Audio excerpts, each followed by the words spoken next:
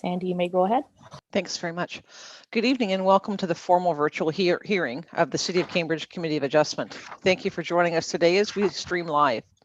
If there are any issues with technology tonight impacting this meeting, the meeting may be recessed at the direction of a chair or host to confirm that the electronic format is performing effectively before proceeding further with the agenda. The meeting is live streaming, so you are welcome to watch the meeting on the City of Cambridge YouTube channel, which you can find through Google. There we go. I will ask our recording secretary host, Maria, to complete a roll call of Committee of Adjustment members so that we can confirm everyone's attendance as we are coming to you electronically today. Go ahead, Maria. Catherine Thompson. Here. Gerald Menezes. Here. Don Drakely. Here. Danette Dalton. Here. And of course, Sandy Nichols. Thank you. Here. In addition, we're going to take a moment to welcome the staff we have joining us today. Joining us electronically, we have our Secretary Treasurer, Rachel Green, our Recording Secretary and host, Maria Scara. Thanks today as well to our Technology Services staff, Greg Elgie, who assists in logistics for today's meeting. As this is a virtual meeting, I will ask that each member of the committee who wishes to speak to press the raise hand feature on your video call. The host and I will track our speakers list today and then invite you to speak. As a result of City Hall closures and social distancing guidelines being in place, in-person public attendance at the Committee of Adjustment meeting is not currently available.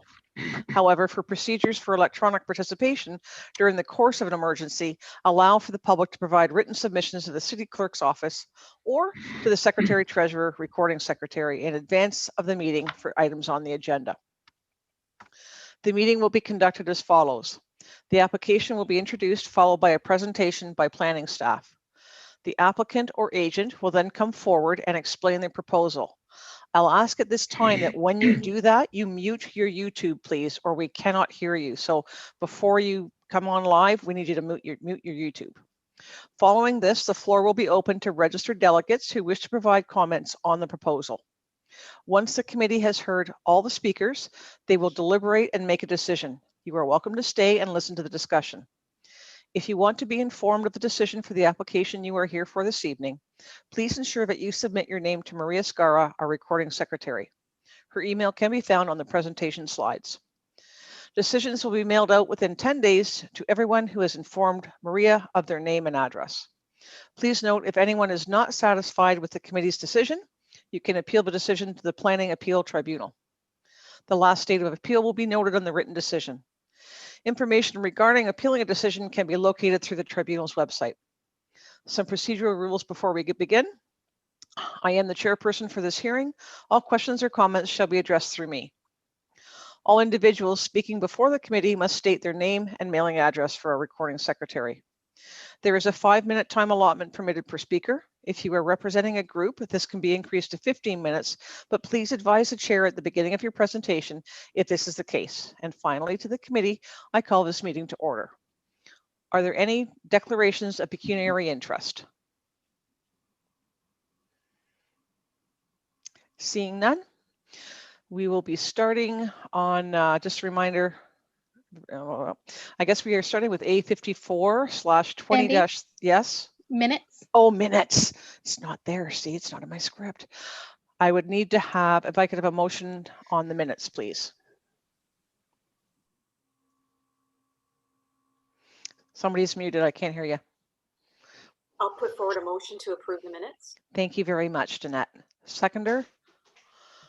I'll second it. Thank you, Gerald. All right. Are we good now, Rach? Yes. There you go. All right. The first application this evening is A5420, 435 Concession Street. This application was deferred from the September 2nd meeting in order for transportation engineering to review a new site plan. The subject property is zoned R4 and contains half of a semi-detached dwelling, making this a legal non-conforming use in a single residential zone. Due to the location of the dwelling on the property, there's currently no accessible parking established. So the applicant is requesting 2 variances. A reduction of front yard landscaping to 15% where 45% is required, and parking to be permitted in front of the established building line. So the intention of the parking requirement is to allow additional parking in tandem in the driveway. and the front yard landscaping requirement helps create a consistent streetscape. There is a mix of residential and commercial properties in this area. It is located just outside the core area, and staff do not think that the variance would have a significant impact on the streetscape as a result. However, transportation has reviewed the vehicle turning movements and determined that a vehicle cannot access the proposed space without encroaching on the neighboring property or overhanging the sidewalk. So basically, the maneuver that would require the vehicle to park in that spot would end up encroaching on the property at 37 concession in order to get into that parking space. And so if there was something prohibiting encroachment on 37, then the vehicle would not be able to maneuver into the parking space parallel to the road, and it would likely be left overhanging the sidewalk. And so as a result, staff consider this a functional adverse impact on the adjacent property, and therefore do not consider variance to be minor in nature. So here's a picture of the existing conditions on site. And it's the red half of the dwelling and with the parking space in front. And so as a result, City of Cambridge Planning staff recommends refusal of this minor variance application. And so if anyone would like to speak who is not yet registered as a delegate, please call 519-623-1340, extension 4799.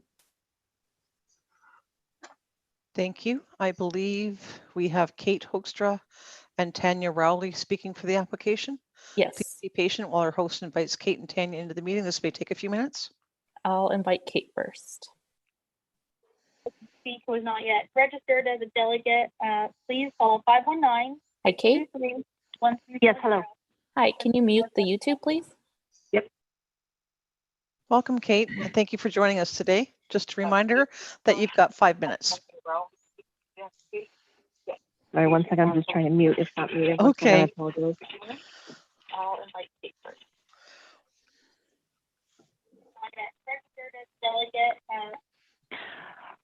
Hi, and thank you for taking the time to listen to this application today. As it was already stated, this was postponed. I've been actually working with 35 concession. I live at 37 concession, and I've been working with my neighbors to help them get this addressed, this situation they've been struggling with since the highway was widened back about 10 years ago. There is no parking space really available for either location. The residents of my home for the last 40 years have been allowed to park at the side. The owners of the commercial building next door had allowed that for a very long time. However, the new owner is not going to continue to allow that. So for me to be able to park in my parking spot, which is in front of my house, that would block my neighbors from being able to access a parking spot available that they're using right now in front of their house currently. So we're actually able to park 2 vehicles there without an encumbrance for either of the locations at this point in time. As you can see in the picture from the site visit, the van could be moving back, and that would be parking in front of their home specifically. So my neighbors at 35 concession are elderly, and if they do not have a parking space available, they are not able to walk a long distance to try and find alternate parking. So at this point in time, we have submitted all of our requirements. We fit well within the rights of what the requirement space is as requested on our site plan.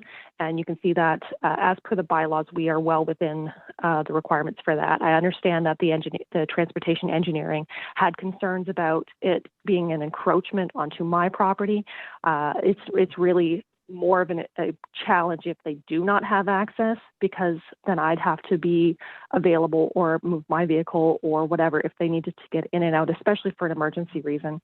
And they definitely would be able to move in and out of that parking spot.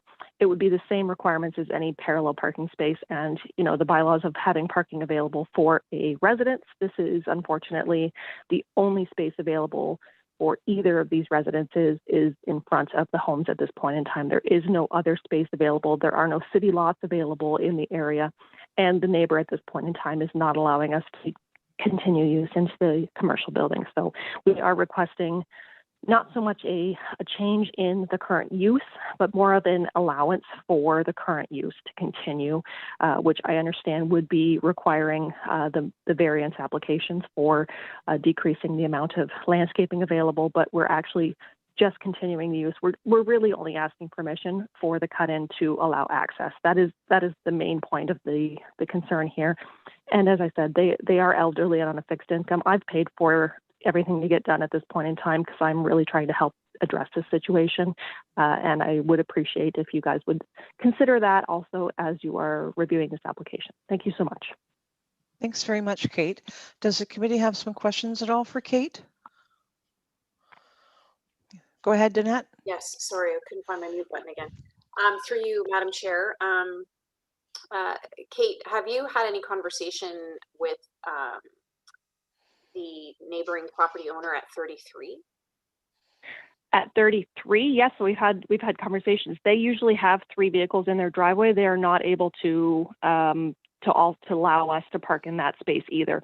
They are 100% behind our availability of parking in the space, and they're really great people. So if that's not an issue at all in any way, shape, or form of them being concerned about the continuance of parking in front of our locations at all.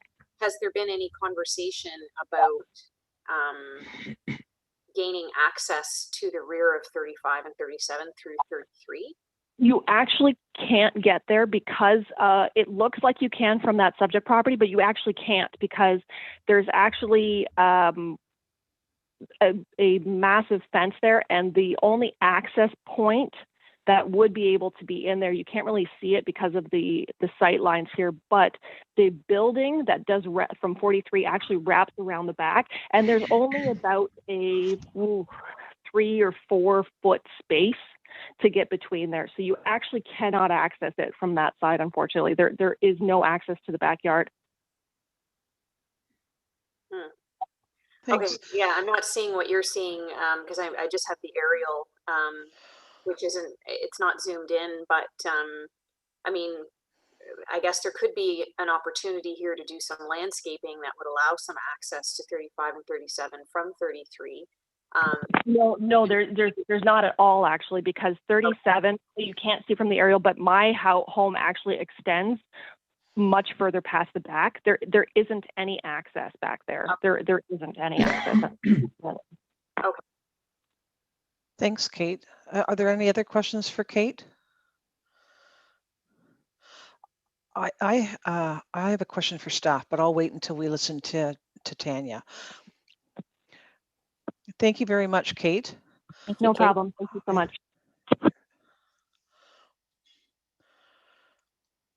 Okay, I'll see. Let's see if Hi, Tanya. Hi. Hi there. Did you want to add anything to this application for 35 concession? Just that we need it lower because if our van goes over the curb, it breaks our tie rods. If we go over the curb because our neighbor's in front of us. Gotcha. But that's about all. Thank you, Tanya. Actually, we appreciate you sharing that with us. It helps us to understand it a little bit better. Okay, thank you. Does anybody have any questions for Tanya?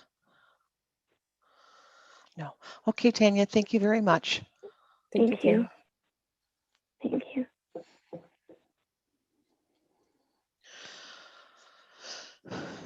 Maria, do we have any other delegates? No, I Okay. have not received other delegates.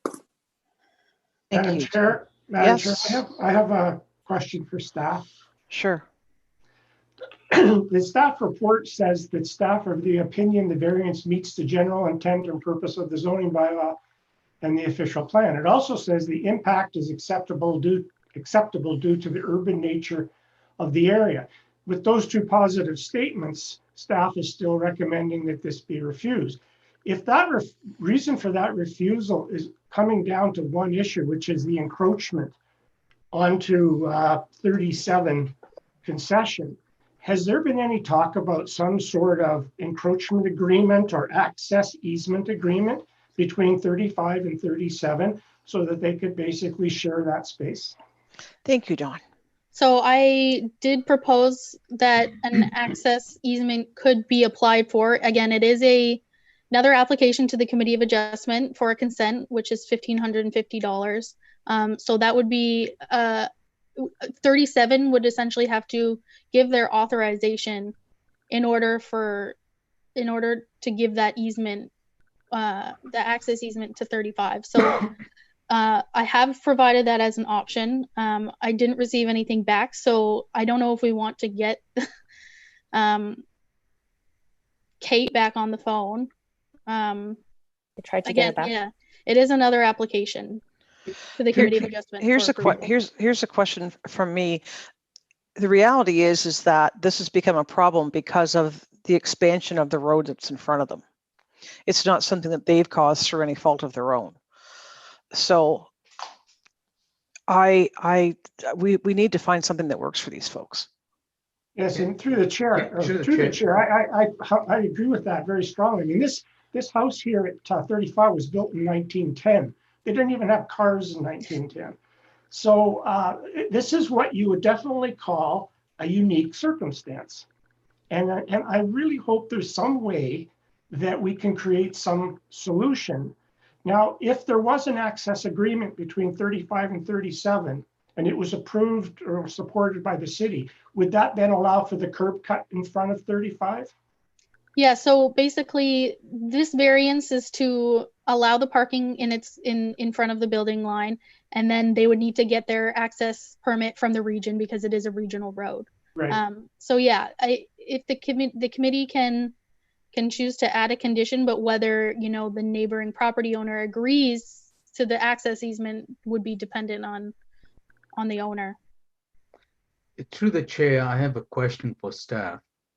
I realize that having legalized parking here is not practical, but this looks to me almost like boulevard parking, which we see, you know, in so many of these subdivisions. And I'm just wondering if we could look at it that way.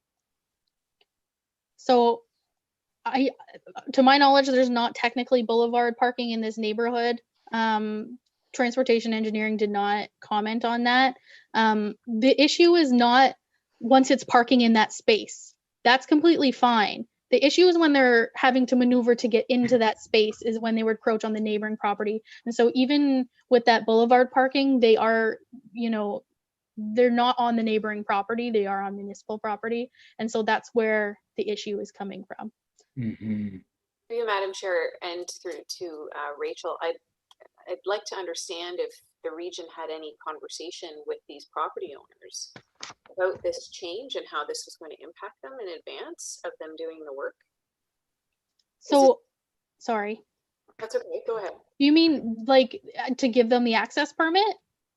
Well, I mean, if like what Sandy was saying, I mean, if this problem was in effect created by the work that the region was doing, then so the region is, would there be a resolve that comes with that? Well, the region is willing to give the access permit, but they need permission from the city in order to park in that spot. Right, but all right, so let's it's become a problem now for these people. So I'm prepared to make a motion. An amended motion? I guess, yeah, that's what. I mean, you know, okay, before I make the motion, I mean, if I can, through the chair, suggest to staff, like, could we allow for this on condition that the property owner obtains a regional access permit? Through you, Madam Chair, I think they have to get that anyway. Yes, they would require the access permit. And that's not the root of the issue here. The issue is the encroachment. So if we could either make a condition of having to have a legal binding easement agreement between 35 and 37. And I don't know if Kate's going to be back on the line to comment on that. That seems to be the only solution here, in my opinion. Would that be acceptable to staff?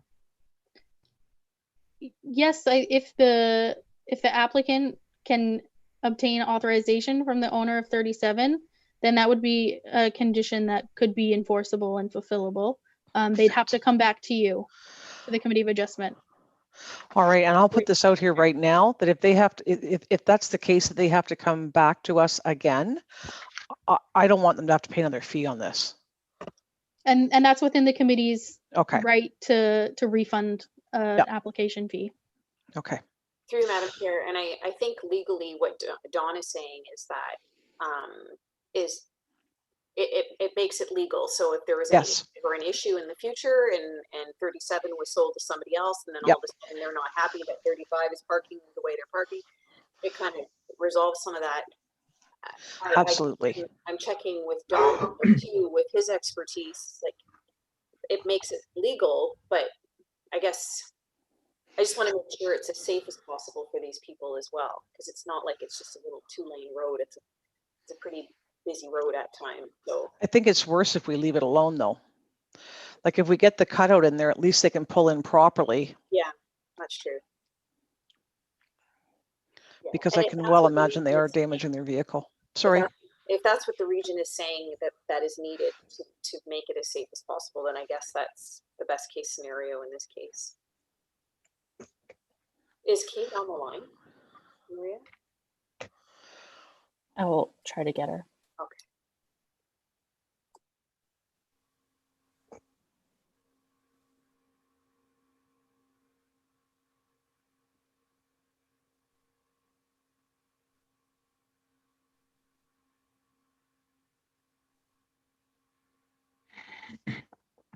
Hi, Kate. Hi, Kate. Welcome back. Hi, thank you. We've been talking, and we have an idea that we feel might work, but we need to ask you a question, and that would be, and please correct me if I'm wrong, Rachel, that would be that we would want to know if you would be willing to have an easement registered on your property that allows the people at the folks at 35 to infringe on or impede on your parking, if you would be okay with that. Did I say that right? No. Absolutely. All right. Okay. So I'm going to let Rachel explain to you what happens Yep. next, because there's another step. But this will Yep. make it work. Hi, Kate. So in order to have a legal easement on your property, you would require another application to the Committee of Adjustment. It would be a consent application for the access easement. It would likely require a survey in order to determine where that easement is going to be, because it needs to be registered on the title of the property. And so that would likely be the main condition if approved on that application. So again, we'd be coming back to the committee and it would need to be registered on title. Okay, so that would entail going through this entire process. A, I'd have to pay for getting a survey done, and B, I'd have to pay for a second application again on my property then, correct? So Kate, just one moment here. What I've already suggested to the committee, and I believe that they would be very supportive, is that we would refund that fee for this second one. Because that would be wonderful. Yes, we're absolutely willing to work with you, because it's an awkward situation and we want the best outcome for both parties. But having a legal easement protects you as well. And it's acknowledged that way. If the house is ever sold, it's aware that there is an easement for that purpose. Yep, absolutely. I'm 100% open to that. That would be wonderful. Okay. You may have, I don't know how long you've owned the property, you may already have a survey on file. You can check with you can check with staff on how to find out if there actually is a survey that exists, and that would save you the money of a survey. Okay, I would really appreciate that. I'm thinking the age of that property that there is one. All right, thank you. Thank you so much, appreciate it. You're welcome. So we now need a mover for the amended motion. Through Madam Chair, I'll put forward a motion to approve the application subject to the condition for an easement. And if there's any other conditions that Rachel has prepared. The regional access permit. Yes. Thanks, Gerald. And if we could have a seconder, please. I'll second that. Thanks very much, Dawn. Further discussion? Yes, through Madam Chair, I just wanted to clarify something for Tanya's benefit. I don't know if she's still on the line or not. Rachel, you can correct me if I'm wrong. The city doesn't have surveys. So there's a process that homeowners can go through to see if we do have a survey, but we can't confirm whether we do or not until we go and look to see if we do. That would be through the Ontario Land Survey. And if she already has it on file, then she might be able to contact that existing surveyor to ask them for an amendment to Yes. the survey, Yeah. which would be less of a cost Yeah. than having to do a brand new one. Or she Exactly. may be able to contact the region who would have done survey work in advance of the road construction, so that they might be able to provide her with something that would help a new surveyor get started. Let's say Yeah. she has to have a new one drawn up. And this is a little bit irregular, but the new application fee is another $1,500. And I think cash flow is an issue here, understandably. Can we waive it up front, Rachel? Yes. Yep. Okay. But we'll need a motion and a So seconder. can I have a motion can on we that can one? can we do that one after? After? Sure, Yes. sure. If this one. Thank you. Okay. Do we understand what we're voting on now for the amended? Yes? So approval subject to the two conditions, one for an access easement over 37 concession and an access permit be obtained from the region. Thank you. Do I have all in favor? I'll start with Catherine at the top of my screen. In favor? Thank you, Dawn. In favor? Thank you, Gerald. Through the chair, I'm in favor. Thank you, and Danette. Through Madam Chair, I'm in favor. Thanks. Carried unanimously. If we could have a mover on the floor for the new motion regarding fees. Through Madam Chair, I'll put forward a motion to waive the fee for any subsequent applications to the committee relating to this particular. And I would like to add to that, if I may, as a suggestion. Am I allowed to do that? We need a seconder and then you can discuss. Okay, okay. I'll second it. Thank you. I was wondering if we can even refund them this first set of fees. This has come out not from anything that they've done. This is city planning and regional planning that have caused this. Can I make a comment through the chair? I'm not sure that that is the case. No? I think this is a situation that has existed forever and ever. And I don't think by the region expanding the road that this is a new problem. I think what has happened is they just, would have parked there regardless. Oh, I think they did park there regardless, but I'll tell you, I remember when that road was only 2 lanes. Mm-hmm. So that house had a lot of land in front of it. But what was it, land that was permissible for parking? No idea. No. We're talking the 1910. I don't know. Yeah. Just put it out there.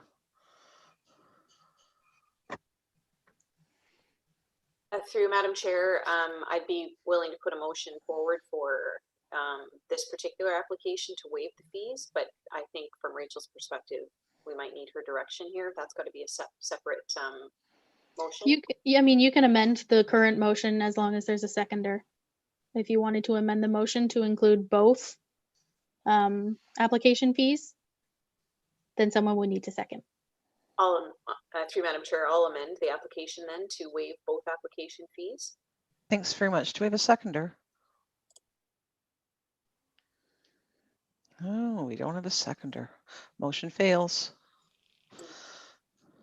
So do we go back? So we're back to the original motion. Yep. Right. So do you want me to rephrase the first motion? No, I think we're okay. Okay. The 'Cause it was first just for the motion one. was seconded. Yep. All right, all in favor of the motion? I'll start with Catherine at top. Would you repeat the motion at this stage, please? So Okay. that's okay. The motion, I think, was to waive fees for any subsequent application relating to this application on the subject property or the neighboring property, I guess. I agree. Thank you. Dawn I agree. and Danette. Madam Chair, in favor? I thank you. And Gerald. Through the chair, I'm in favor.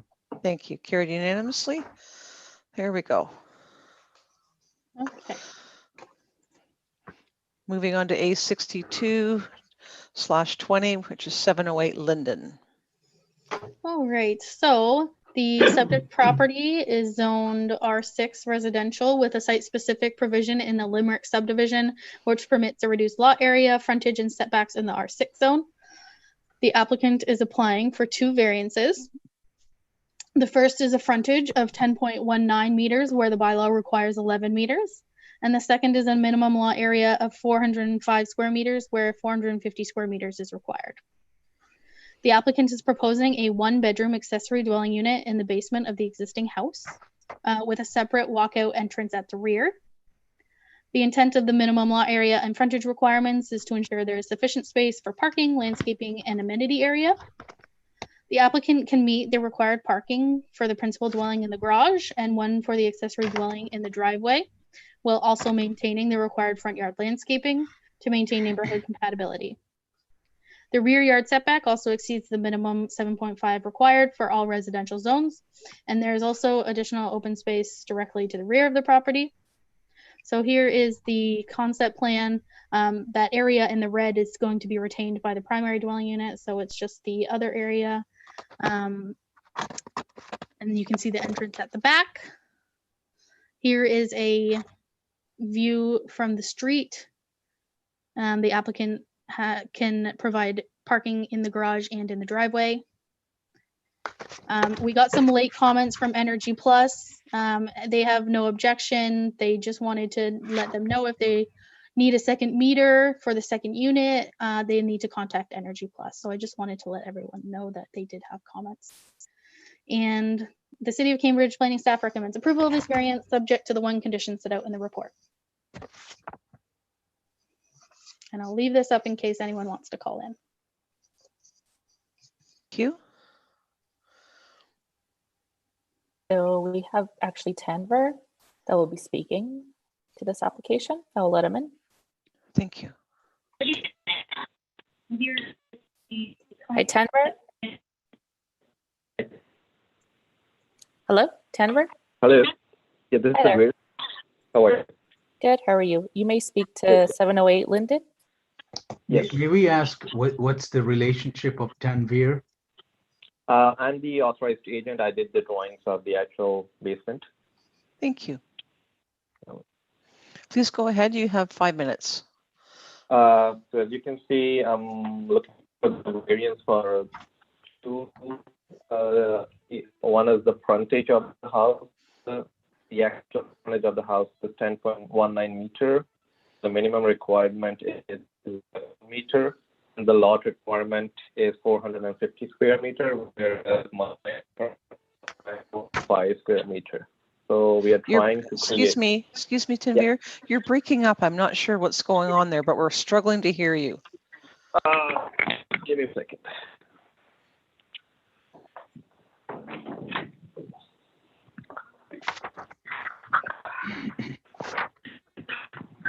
Can you hear me now? It's better. Thank you. Okay, sorry about that.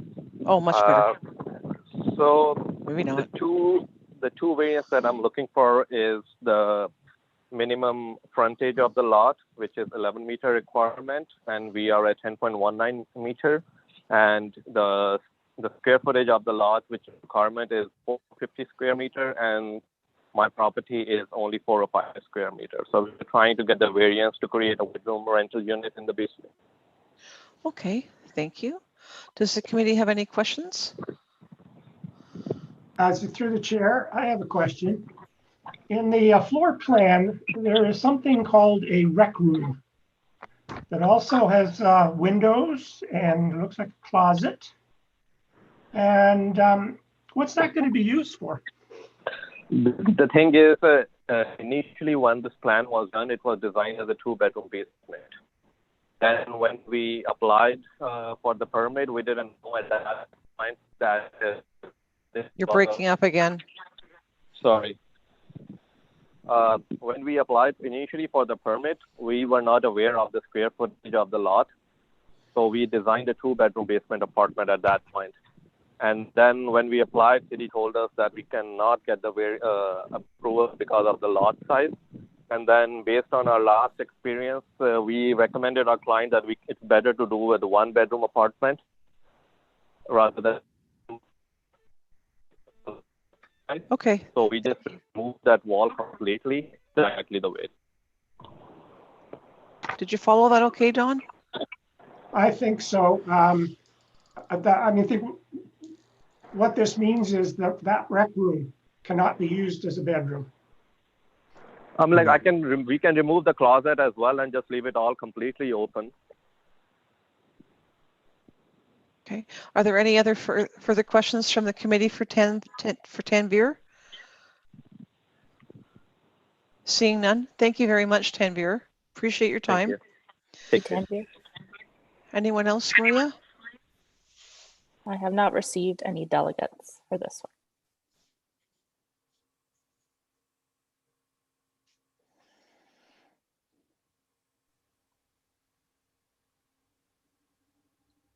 All right. Seeing that, do we want to wait a few minutes or? I think we're okay. We're good for a motion? Yep. All right. If I could have a motion. Through the chair, I can make a motion. Wonderful. Thank you. I make a motion that we approve with the one condition outlined in the recommendation report, and I'll make my comments later. Thank you. Is there a seconder? I'll second the motion. Thanks very much, Catherine. All right, open to the floor for discussion. Dear Madam Chair, can I ask Rachel to bring up the photograph of the front of the house, Oh, yeah. please? Thanks. All right.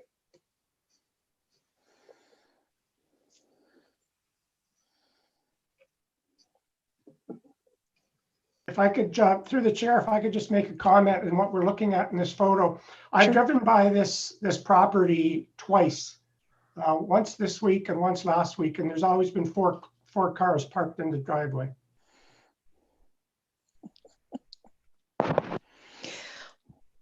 All right, any further discussion to committee? While this is in an R6 zone in the Limerick subdivision that permits reduced lot area, reduced frontage, and reduced setbacks, the variance that we're looking at is indeed minor. The applicant has made a revision to 1 bedroom, and the access to the accessory dwelling unit is through the back. And so I think this is one that, I certainly could live with. Thank you. Any further comments or discussion from the committee? Seeing none, I'll call to vote, please. All in favor? Catherine? Yes. Thank you. Dawn? Through you, Madam Chair, I'm in favor. Thank you. Danette? Dear Madam Chair, I'm in favor. Thank you. And Gerald? Through the chair, I'm in favor of the motion. Thank you. Carried unanimously.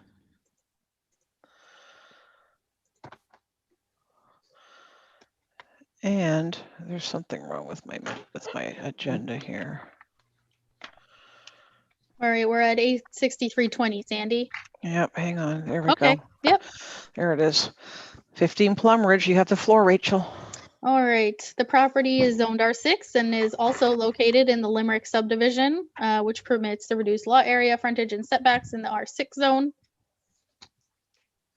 The applicant is requesting 3 variances, a frontage of 10.67 meters where the bylaw requires 11, a minimum lot area of 320 square meters where 450 square meters is required, an interior side yard of approximately 0.33 meters, where a minimum of 1.2 meters is required to accommodate the landing of the stairs to the accessory unit. The applicant is proposing a 2-bedroom accessory dwelling unit in the basement of the existing house with entrance from the side yard. The applicant is able to provide sufficient parking required for the accessory dwelling unit. The intent of the minimum lot area and frontage is to ensure there is sufficient parking, landscaping, and amenity area, which can be maintained. So they require 3 parking spaces, which can be accommodated in the driveway and in the garage. And the applicant meets the rear yard setback for residential zones, providing sufficient amenity area. The reduction in the side yard to accommodate the stairs. Staff are of the opinion this will not have an impact to the streetscape, and access to the rear yard can be maintained along the other side of the house. As such, staff recommends approval of the variance application. Again, Energy Plus had the same comments as the last application in contacting them if they're looking to have a second meter installed. Thank you. Looks like we're going to have Amal Sharif. Yes, I will let him in. Thank you. Hi, Amal. Yes, hi. Hello, Hi. Amal. Yes, hi. How are you? Fine, thank you. You're welcome. You have the floor to talk about your application for 5 minutes, please, and thanks. Okay, so it's an accessory apartment, 15 Plumbridge, as you know. The client is proposing 2 bedrooms. We have a side entrance. If, in my opinion, there's more than enough space for the parking outside. And it is actually a copy of a previously obtained variance in February 2019 for, it was 15, that's the 15, actually the 7 Plumbridge. It is exactly a copy of that project, so we're not changing anything. Even the property is the same size. And that's it, like, it's really straightforward. Okay, thank you. Does the committee have any questions of the applicant? Seeing none, thank you very much, Amal. Appreciate your time. Thank you. Do we have anyone else on this one, Maria?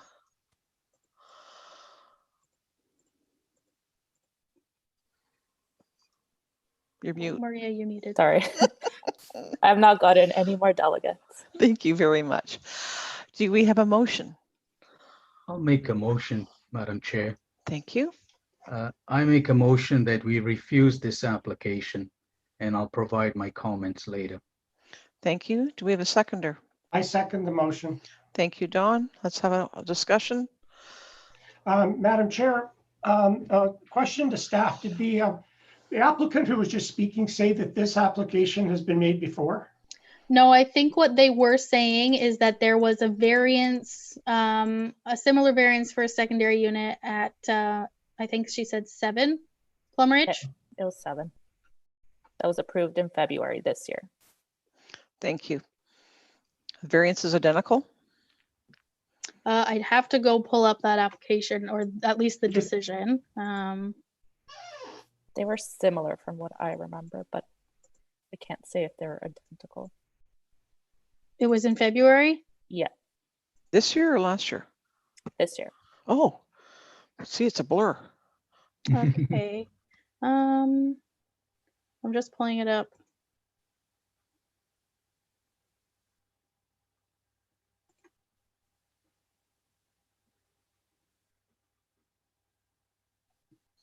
Okay, let me just, does the committee want me to put it up on the screen? Probably would be helpful. Okay.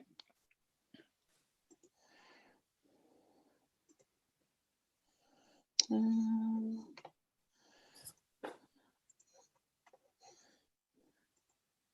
everyone see it?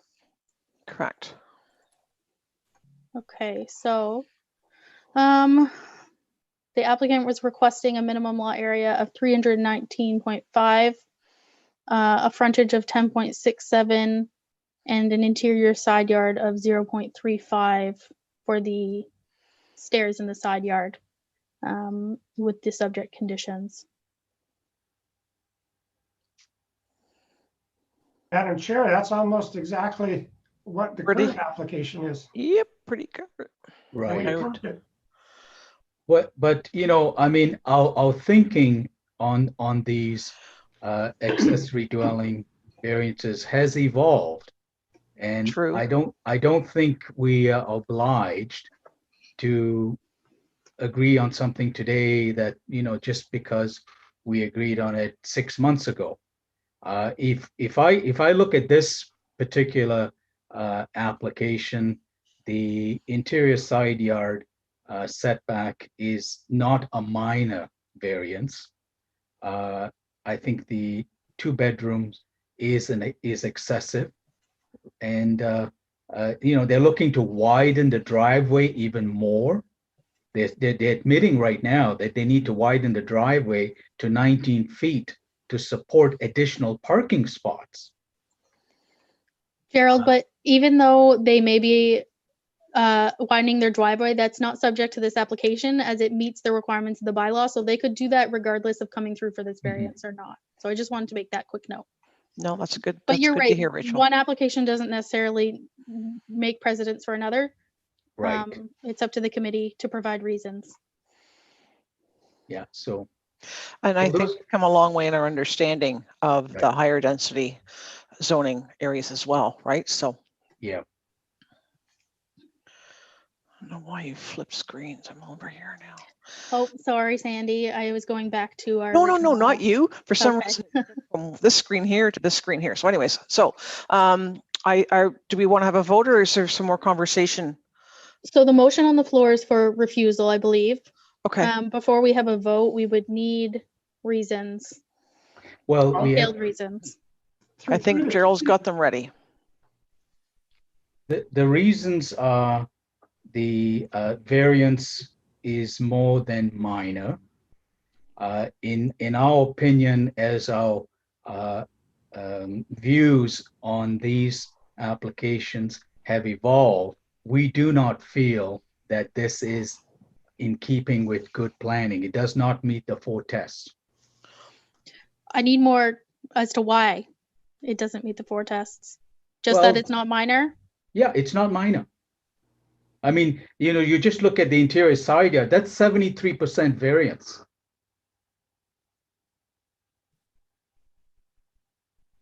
I would call it a major, not a minor. Because what's 3.33 of a meter? That's what they wanted as a setback, Yeah. didn't they?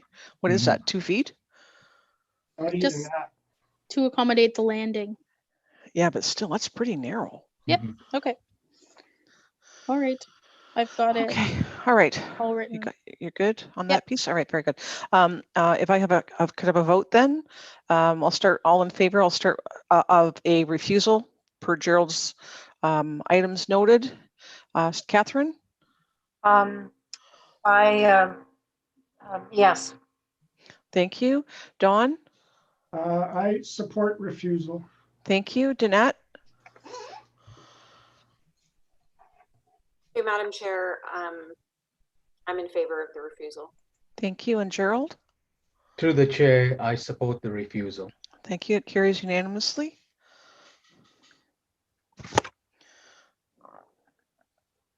Just give me 1 sec, Rach. I gotta get my screens back here because I don't even know why I did that, but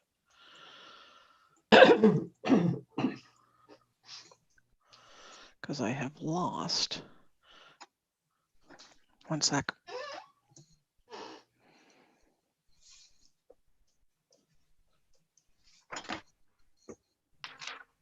Can't I get that?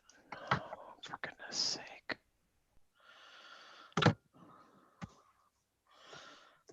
Two seconds.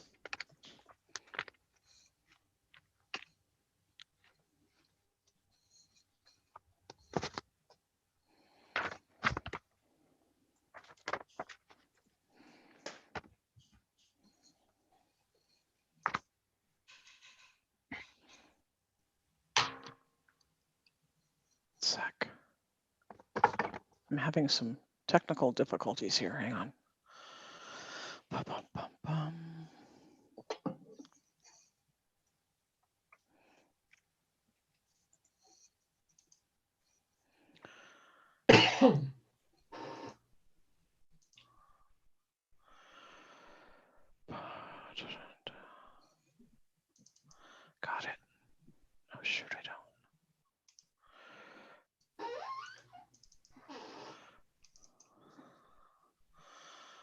I lost my script. Hang on, coming up now.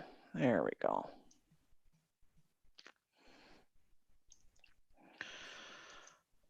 Thank you. I'm so sorry. We are No now, problem. can you hear me? We are now 87 E71-20 Dundas Street. All right, so this application is for the Lakeview Homes subdivision. The lands are located in the Morrison Estate subdivision. The lands have undergone an official plan amendment and zoning bylaw amendment to permit high density residential development. The site is draft plan approved. So here is the draft plan of subdivision. The applicant is requesting the following variances. A maximum garage width of 57% to a maximum of 6.15 meters, where 50% of the lot frontage is permitted for a garage. A minimum exterior side yard of 3 meters for corner lots, where 6 meters is required in the bylaw. Lot coverage of 50% for singles and 60% for towns, where bylaw requires 40% lot coverage, and to maintain the interior garage dimensions of 2.9 by 5.5 meters to maintain the current garage size once the new comprehensive zoning bylaw comes into effect. So here's a site plan of the proposed garage widths, one for a property that's 36 feet wide and one that's they're both for 36. One is up to 57%, the other is 52%. So the increased garage width will allow a single detached homes to have double car garages. The garages are proposed to be set back behind the covered porch area, which will help minimize impact to the streetscape and ensure the front facade is not overwhelmed completely by the garage. And this will be consistent along the streetscape, and staff are of the opinion that it's appropriate to provide additional parking. The applicant is also, so here's the concept plans. One is for a single detached and the other is for the townhouse. The applicant is also requesting exterior side yards of 3 meters for dwellings on corner lots. The specific corner lots are listed in the application and would only be applicable to those lots. Through further staff review, it was found that 2 of the lots were actually less than 3 meters, and staff will only support the requested setback of 3 meters, as this will maintain a consistent setback with the previously approved front yard setback of 3 meters, so that the zoning amendment, through the zoning amendment, so that this will ensure that there's a consistent streetscape. So when there's a corner lot and the one corner is 3 meters, it'll line up with the other houses facing the other street at 3 meters as well. The proposed dwellings will not be permitted within the corner site triangles and will not obstruct any sight lines. The applicant is also requesting an increase in lot coverage. For singles, they're requesting an increase to 50%. And for towns, they're requesting an increase to 60%. The intent for the total lot coverage is to ensure that there is sufficient amenity area as well as landscaping maintained for drainage. All dwellings will be able to maintain the minimum rear yard setback of 7.5 meters and 30% landscaping. Engineering has requested that the applicant's engineer confirm the stormwater management plans are designed adequately to accommodate the proposed lot coverage. And we also had late comments from Energy Plus on this one. They did have a condition requesting that all the changes are marked on the plans of subdivision service and site plan control to ensure sufficient clearances have been met. So staff are in agreement and would recommend that as a condition of approval as well. And also one last thing, staff are recommending an amendment of condition 1 to change the wording that the development is consistent with the plan submitted with the minor variance application.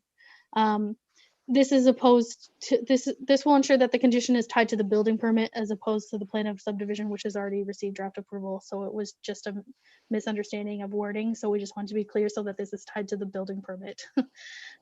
City of Cambridge planning staff recommends approval of this variance application subject to the 5 conditions, that's including the one from the Energy Plus as amended.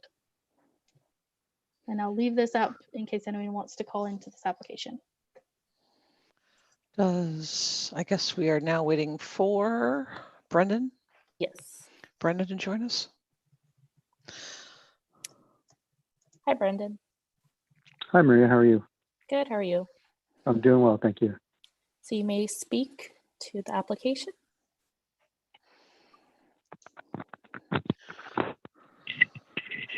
Okay, thank you. Good evening. My name is Brandon Flewelling. I'm a planning consultant to the developers of the property. We've certainly worked with Rachel and Maria in reviewing this application. I'm here in support of the staff report as written. A number of the site-specific zoning matters were addressed, as Rachel noted, through the draft plan of subdivision and zone change process.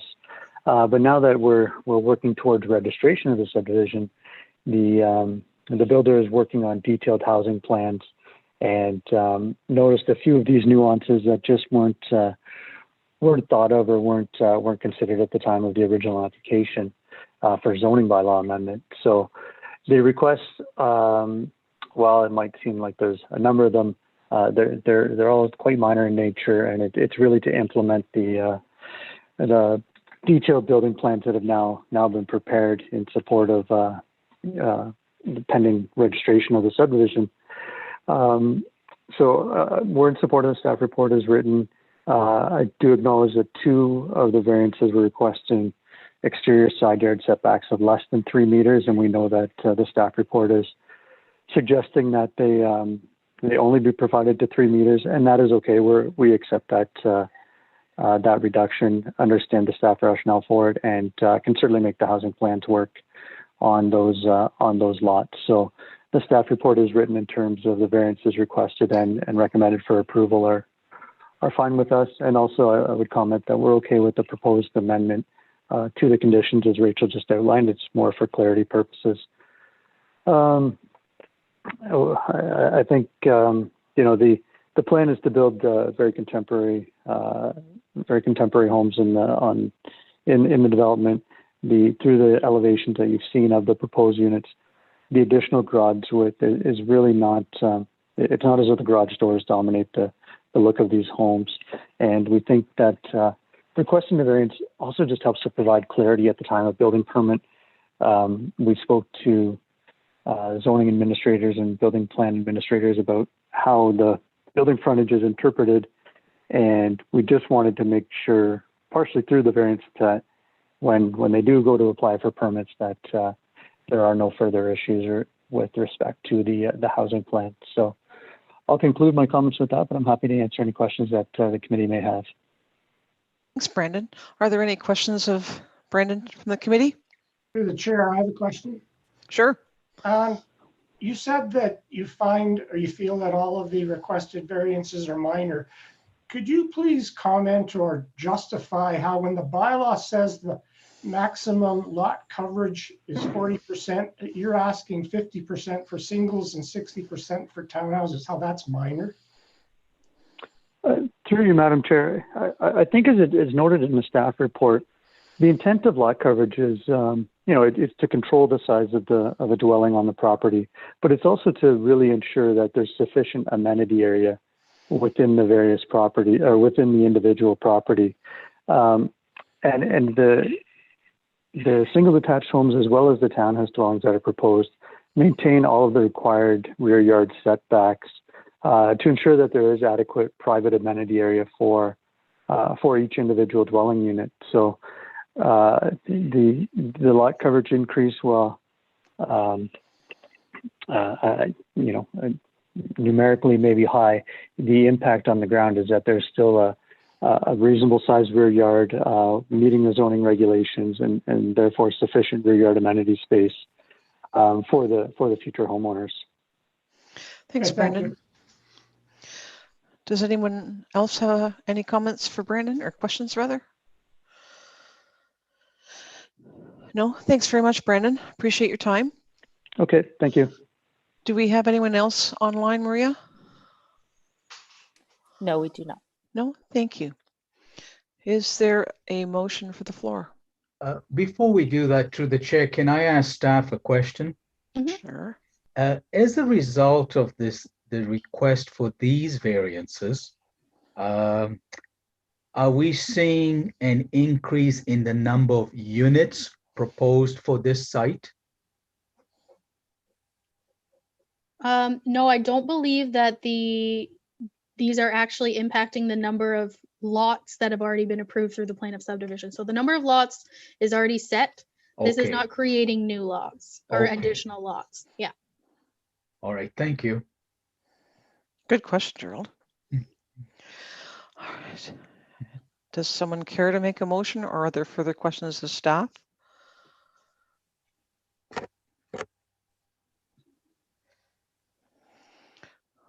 Can I have a motion on the floor then?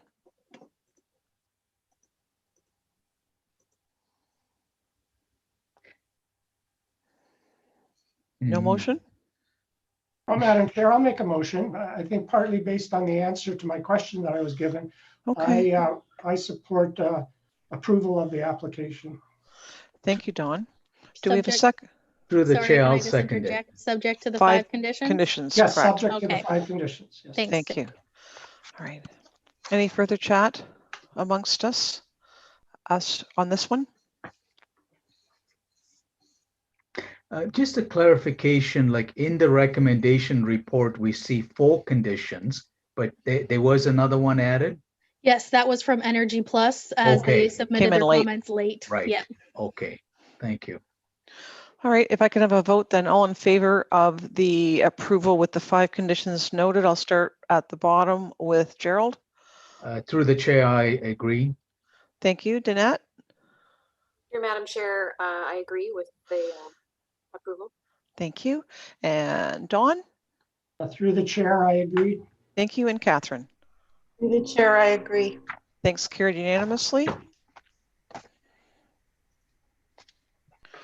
Looks like we are moving on to B0920, which is 1620 Franklin Boulevard. Rachel, the floor Okay. is yours. Thank you, Sandy. So the property is zoned N1 institutional, which permits a range of uses, including educational, government, and nonprofit community institutions, public hospitals, and places of worship. The applicant is proposing a lot adjustment in order to add more lands to the adjacent property to the south.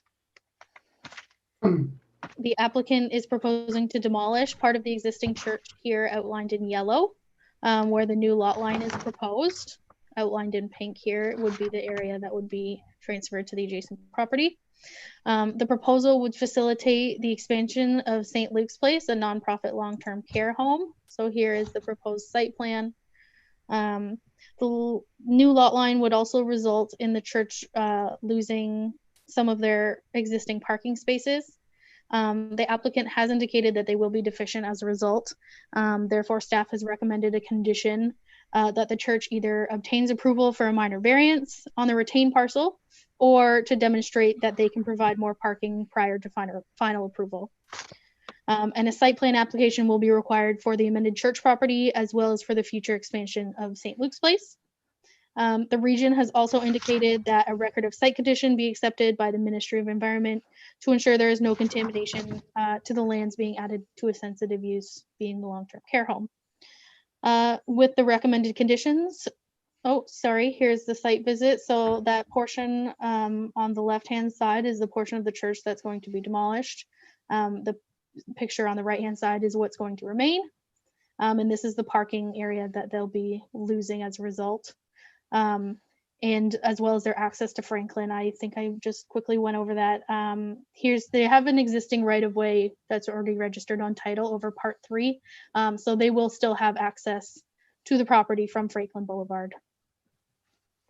As such, City of Cambridge planning staff recommends approval of this variance application subject to the 9 conditions set out in the recommendation report. Thanks very much, Rachel. Any questions of staff before we invite our speaker? Still trying to get him on the line. But... Thank you.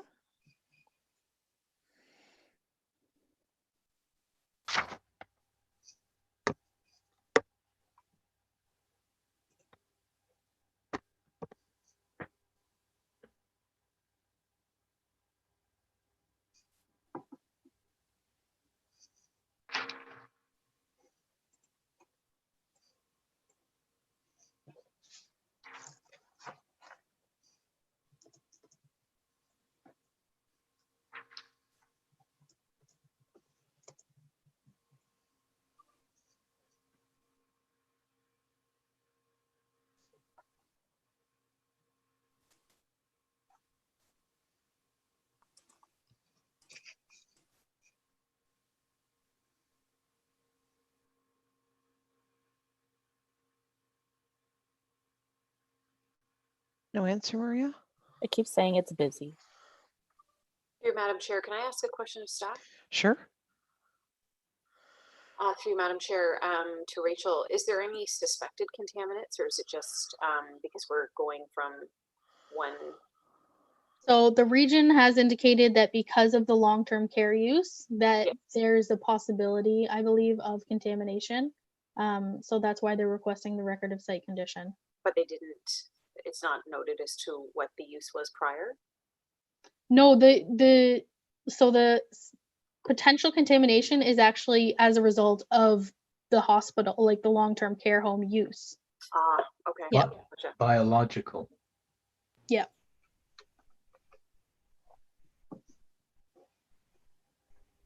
No luck, Maria? No, sorry. That's okay. I think we could probably go. If he rings back, we could always take him on. Do we have any other delegates, Maria? No, we do not. I'll keep trying to get him on the line. Yeah, let's try one more time. We usually try 3 times. And if they don't respond, then we'll have to move on. Excuse me, sorry. I guess we couldn't make a decision without hearing from the applicant. That's up to the committee. We always He if- can. just sent me another number, so one second. Okay, Okay. all right. Well, there is one condition that has a date to it, so condition number 9. So we probably want to have the applicant. 1 second.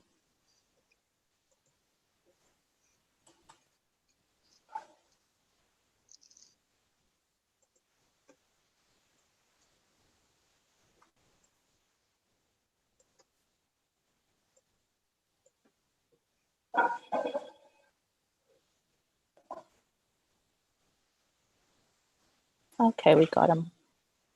Excellent. Hi, Mike. It'll be Mike instead of Bill from the same law office. Okay. Mike, can you hear us? Yes, I can. Hello, Hi, how are you? Well, thank you. You've got the floor for 5 minutes to discuss the application. All right, thank you very much.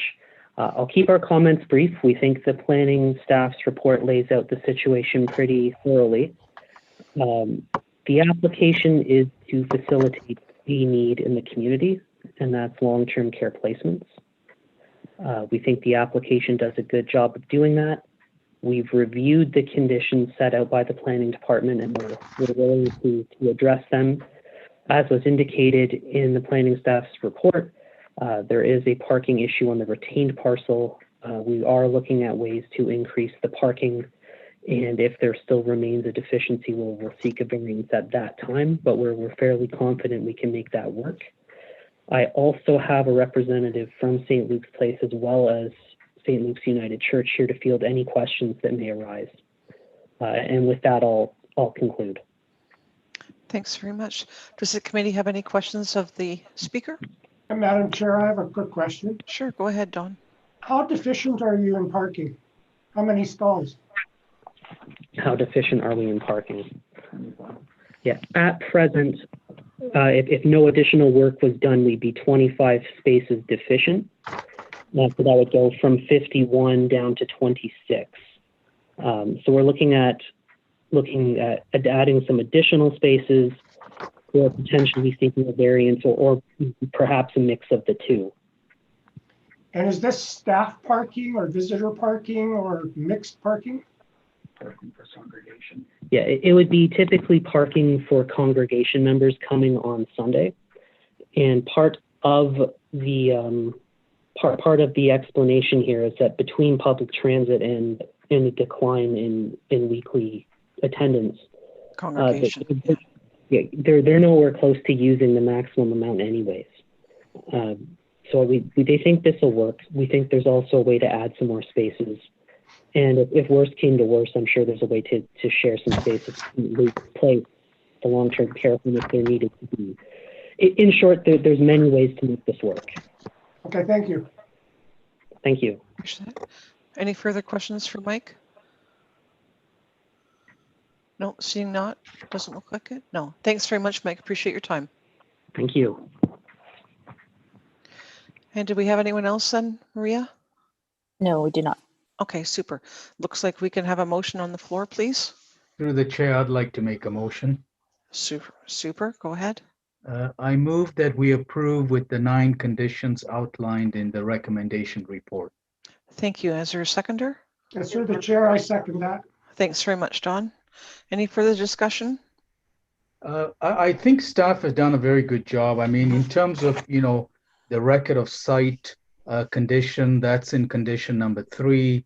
Parking is addressed in condition number 7.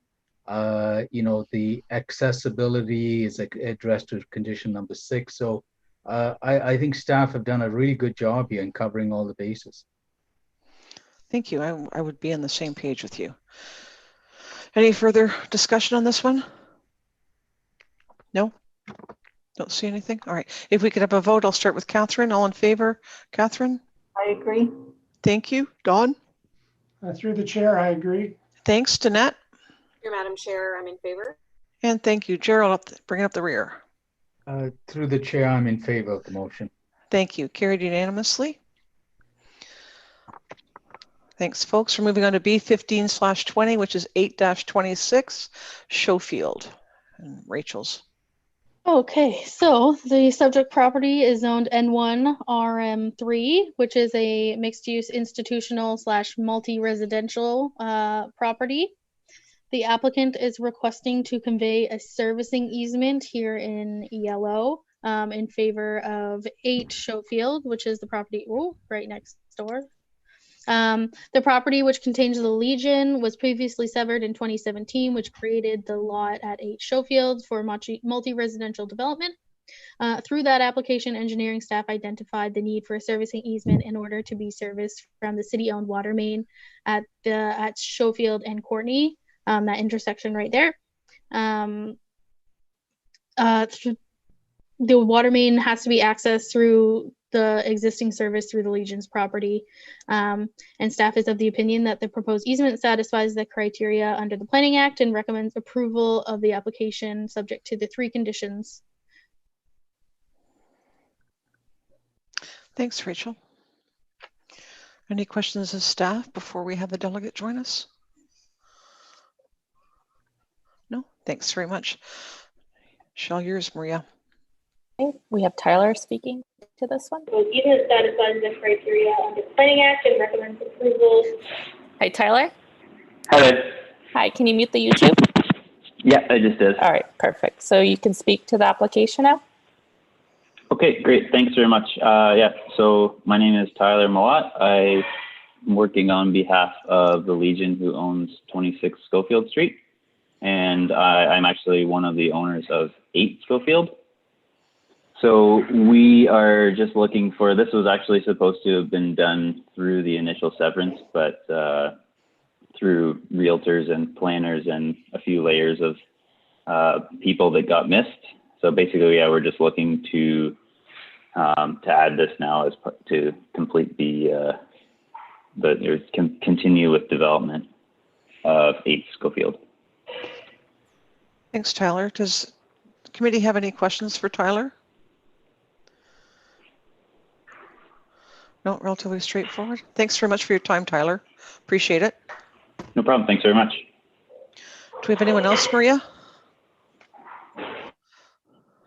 No, we do not. No? Okay. Do we have a motion? Any further chat before we ask for a motion? Seeing none, if I could have a motion on the floor, please. Dear Madam Chair, I'll put a motion on the floor to approve the application subject to the 3 conditions. Thanks very much. Seconder? I'll second the motion. Thanks, Catherine. Any further discussion? It seems pretty straightforward, but you never know.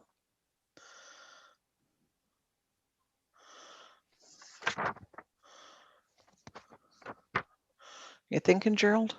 No, I'm good. You're good? Okay, thank you. All right, if we could have a vote, all in favor, I'll start with Gerald. Through the chair, I'm in favor of the motion. Thank you, Danette. Dear Madam Chair, I'm in favor. Thank you, Dawn. Through the chair, I'm in favor. And Catherine. Through the chair, I'm in favor. Thank you. Carried unanimously. All right, we're now coming up to B1720, A6920, A7020, which is 151 Burnham Crescent. This looks like it's 3 separate, correct? Yes, it's a That's our severance and reminder 2 on this one? associated variances. Okay, thanks. Yeah. All right, so the subject property is zoned R1 residential. The applicant is proposing to sever the residential property to create a new parcel for a single detached dwelling. There is an existing house on the retained parcel. As a result of the severance, the retained parcel will require a variance for lot area of 2,476 square meters, where the bylaw requires 3,000 square meters, and a variance on the severed parcel for a lot area of 1,741 square meters, where the bylaw requires 3,000, and a reduced lot frontage of 29.5 meters, where 30 meters is required. The existing septic system is proposed to be decommissioned and removed, so both lots can be hooked up to municipal servicing. And the driveway, which would currently cross the proposed property lines, would be relocated to be completely on the retained parcel. The property is located in an estate subdivision partially constructed in the 80s. The subdivision is currently serviced by municipal water and private septic systems. The Hunt Club subdivision was created in 2008 and created 16 new estate lots west of the existing subdivision. However, these lots were required to be serviced by municipal sanitary and water. As a result, the minimum lot for those new areas was reduced to 2,000 square meters, as not as much area is required to accommodate the septic systems. The intent of the minimum lot area and frontage is to ensure that the properties have that space for the septic system, but also in order to maintain a low density lot pattern. Severances are only permitted within the city's built up area if they are able to hook up to municipal services. Engineering would require a servicing plan to demonstrate the lots can access the servicing installed to the Hunt Club subdivision to their satisfaction. As a septic system will no longer be required on the retained or the severed parcel, a reduced lot area is appropriate and in keeping with the new lots created in the subdivision. The retained parcel maintains the required lot frontage, and the severed parcel is only 0.5 meters short, and staff do not anticipate that this will have a significant impact to the streetscape. The applicant has not submitted a concept plan, but staff are recommending conditions that the house be a maximum of 2 stories in height and have an average front yard setback of the 2 adjacent lots be maintained in order to create a consistent streetscape with similar landscaping. So there's the existing house, and then the grassy area on the left-hand side is where would be the new lot. City of Cambridge planning staff are recommending approval of the consent application as well as the 2 variance applications for the retained and severed properties. And if anyone would like to speak to this application, please call 519-623-1340, extension 4799. Thanks very much, Rachel. Is there questions of staff before we invite Mr. Pigeon on? Yes, through you, Madam Chair, I have a question.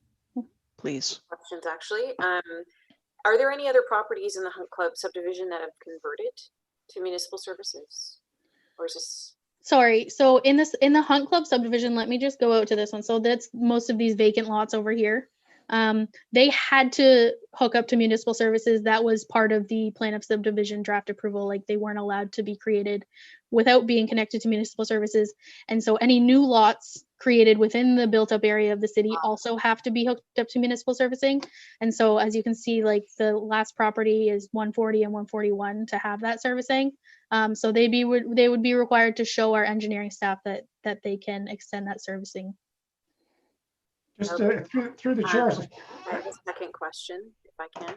Sure, go ahead, Danette.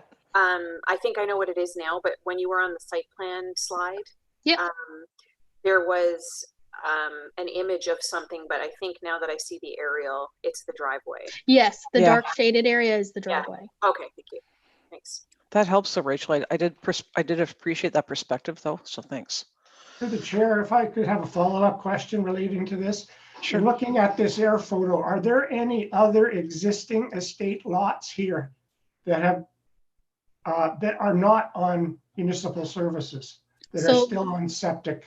Yeah, so the lots that are already developed, except for the lots basically west of this property, so they're hooked up to the municipal water, but they would all have septic systems.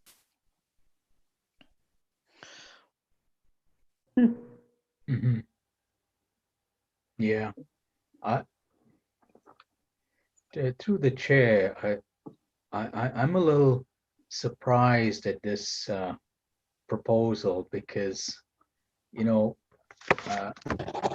you've got a severed lot that is going to be significantly smaller than all of the surrounding lots on Ratcliffe and Burnham.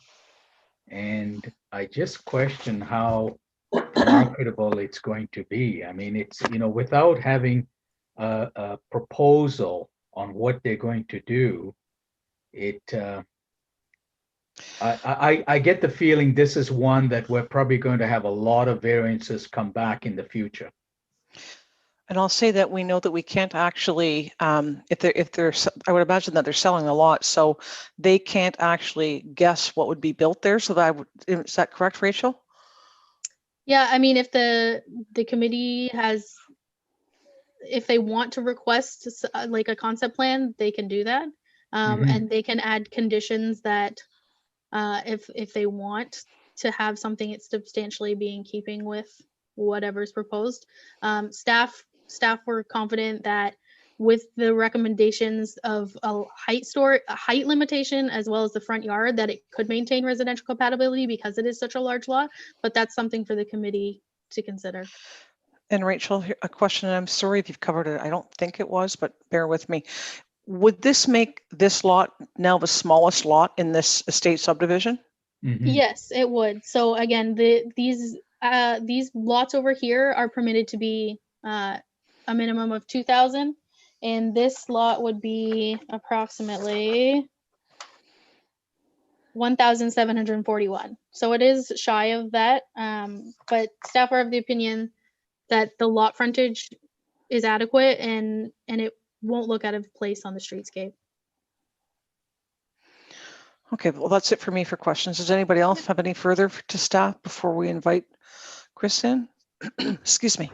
Madam Chair, I think the lot Sure. size certainly isn't in keeping with what we're seeing in front of us. So I'm sorry, Danette, can I get you to speak up just a bit? Yeah, sorry.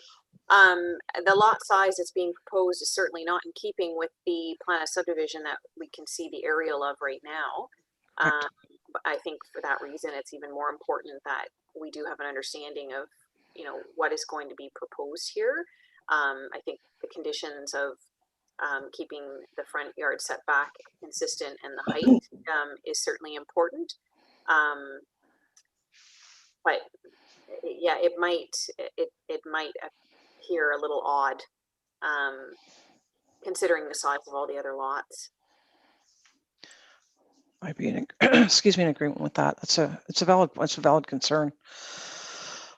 All right, I think we're at a point where we can invite Chris on. Oh, let him in. As well, the homeowner will be joining us as well. Okay, thanks. Hi, Chris. Yes. And Jacques. Considering the size of all the other lots. Jacques, can you mute the YouTube, please? Sorry? Can you mute the YouTube? Okay, yes.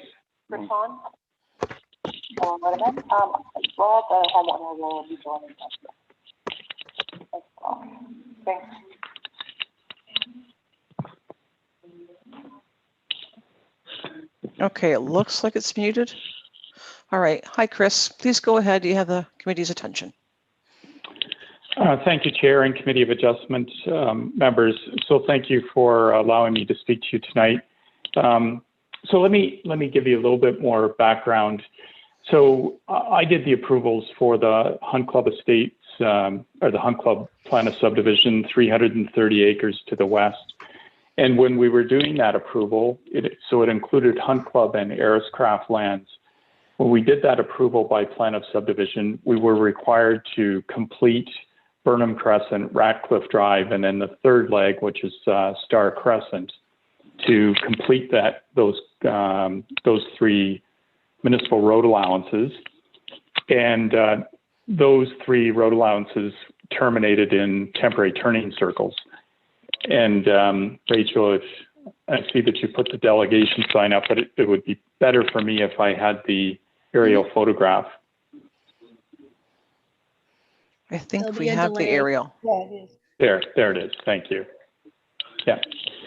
So as a result of that, and this is called the Idlewild Estates subdivision, when we were doing the conceptual design in 2012, the residents in this neighborhood indicated that they did not want a road connection to the rest of the Hunt Club subdivision to the west. You can see there's a walkway block between lots, looks like just south of 116. Yeah. Right. So that's the only connection between the completion of Idlewild. However, as Rachel's indicated, in order to have any residential development within the built-up area, it is a requirement of the region of Waterloo that they cannot be on septic system, that they have to be on municipal sanitary sewer and water. So the sanitary sewer has been extended through that walkway and actually extends to the subject property, so 151 Burnham. And the owner of the property, when we were doing the design work, approached us to determine whether or not that sanitary sewer could be extended along Burnham.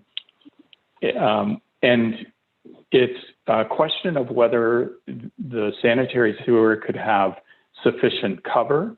So in other words, there's no way to extend that sanitary sewer beyond the word CRES, Crescent.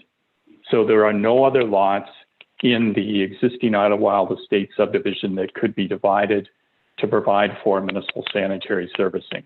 This is the extent, and we obtained an engineering opinion that was submitted with this application from Walter Fady that there would be sufficient cover. So the second point I'd like to make is Jacques, the owner, is proposing to sever. He wants to sell the existing house, and he wants to build a new home that he has indicated is approximately 3,800 square feet, 2 stories in height.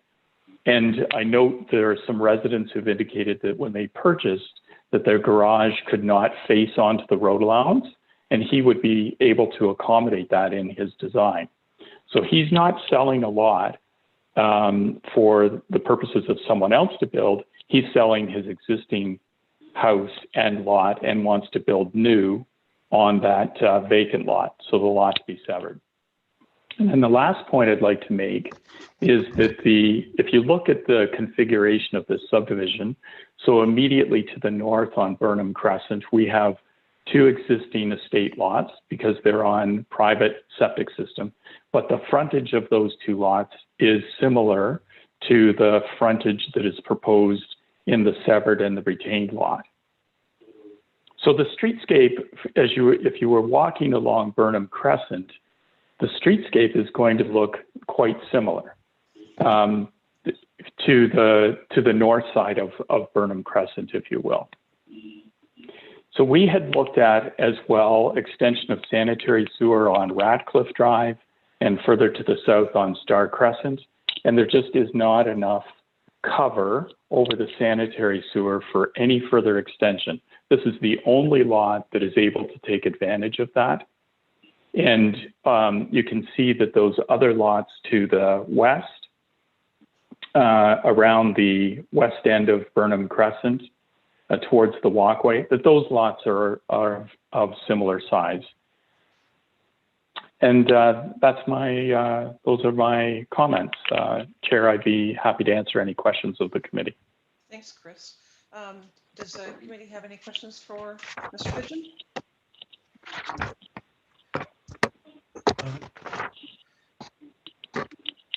Madam Chair, just to clarify through the speaker, does this all come down to the fact that lot 151 is the last lot that can be served with sanitary. The rest of the subdivision, 161, 171, et cetera, they cannot be serviced with sanitary. Is that correct? Yes, through the chair, that is correct, because the sanitary sewer must have a minimum of 4 feet of cover. Right. And the sanitary sewer to the west is getting shallower as you move from west to east. And in front of 151 Burnham, 4-foot frost cover is permitted. But that sanitary sewer, because it has to have a grade to it or a slope to drain properly, that sanitary sewer is rising as you move to the east. And therefore, as the committee member indicated, 161, 171, the sanitary sewer would be coming out of the ground in order to provide proper drainage. So it is only 151 that is able to be serviced by that sanitary sewer. And therefore, it doesn't need a septic system anymore. And therefore, the idea of now severing the lot, that's what really the basis of this whole thing is. That is correct, and there is a condition of staff's recommendation that septic system, which is of course on the east side of the lot, that it would be decommissioned, and that both the existing house and the new house would be required at this owner's cost to extend that sanitary sewer to the satisfaction of the city engineering department. Thanks, Chris. Anyone else have any questions for Chris?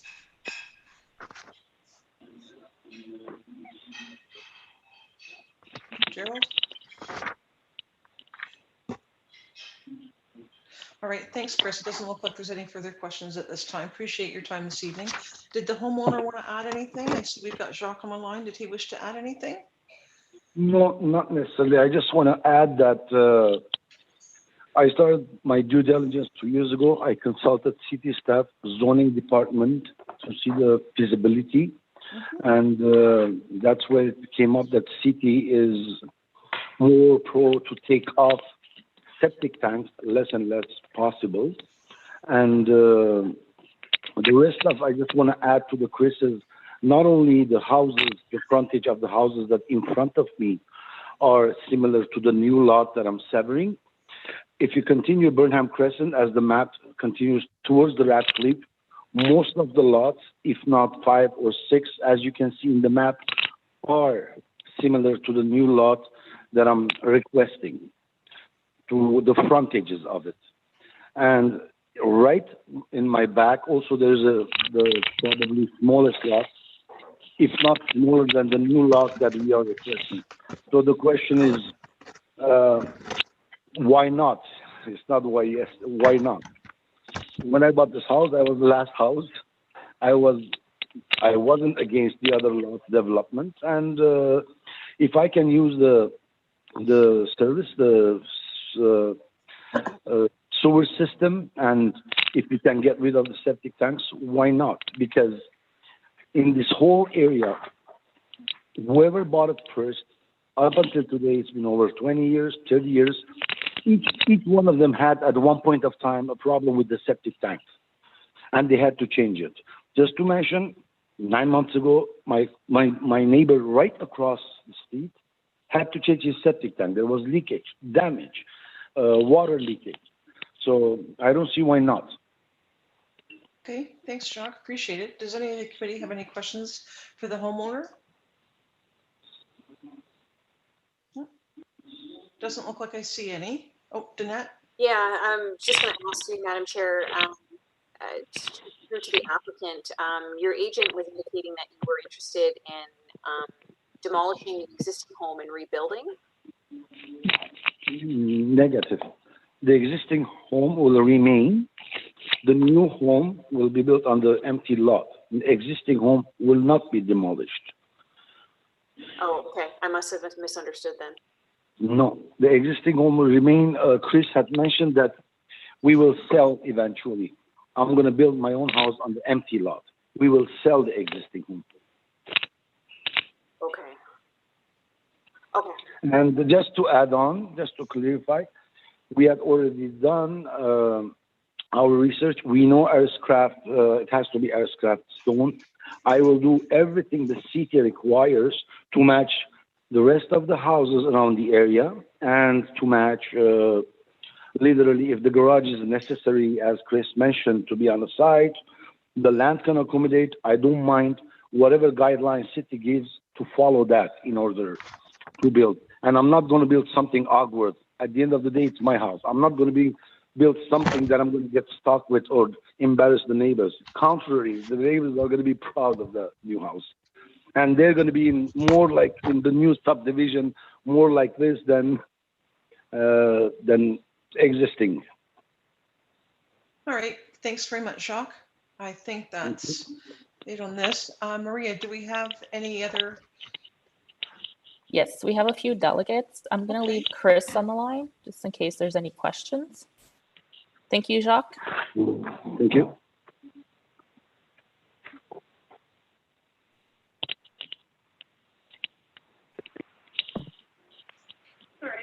Hi, Solomon. Yes. Can you please mute the YouTube? Yeah, I'm ready. Okay. Thank you. Oh, you have to mute the YouTube, please. I beg your pardon? Did Hello, you mute can you hear me? Yes, we can hear you. Have you muted the YouTube? Oh, okay, okay. 1 second. Thank you. Yeah, I'm ready. Okay. Yeah, 1 second. Thank you. You have to mute the YouTube, please. Oh, hi. Can you hear me? Yes. Wonderful. Yes, we can. Welcome. And you have 5 minutes to speak, Mr. Solomon. Thank you. Adjustment committee members and Chair Nichols and the residents of Idlewild Estate community. I am P.D. Solomon, residing at 146 Burnham Crescent in Cambridge for the last 32 years. Ariscraft Corporation sold the lot in 1987, and the minimum lot at that time was 1 acre up to 2.5 acres lots to build low density community with estate lots and homes. Idlewild Estate homes have excellent access to 401, Kitchener, Guelph. Each estate home has a unique design. No two homes look the same. This low-density estate home community has walking trails, riding trails, open green spaces, small ponds to beautify our community. This 151 Burnham Crescent majestic home sits on a hill right in front of us. Beautifully landscaped lot. This beautiful home sits in an admiring state right in front of our home. And severance of this lot 22 takes away the beauty of this Idlewild Estate home where people come and look and admire. I'm right opposite and I see this beautiful home with a beautiful landscaping on a daily basis. I'm not in favor of the severance to destroy the admiration of this lot and the home. Originally in 1987, when the lot was sold to us by Ariscraft, we were told that no lot can be severed to build another home in that space. And no other residence in this lot can be located. So I thank you for giving this opportunity to be able to express the concern that I have by severing this lot will take away the beauty of our community and it will affect quite a bit to our community members along with me. Thank you very much. Thank you, Mr. Solomon. Does the committee have any questions for Mr. Solomon? Nope, doesn't look like we do. Thanks very much, Mr. Solomon. We appreciate your time tonight. Thank you. And Maria, do we have another few you said? We have one more. Thank you. Thank you very much. Hi, Jared. Does this committee have any questions for Mr. Solomon? Jared? Yes. Hi, Jared. Can you mute your YouTube, please? Thank you very much, Mr. Solomon.